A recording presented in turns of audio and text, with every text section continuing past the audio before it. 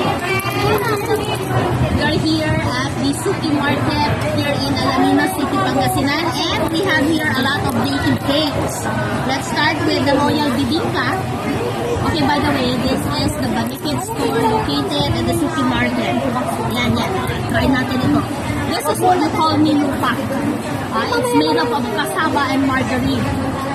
And I think this one is also good. It is known as inubi.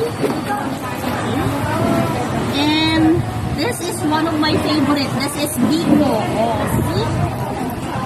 Of course, we have this puto. Okay, it is from rice.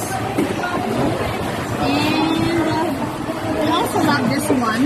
This is a tikoy. A tikoy. And of course, we have this puto.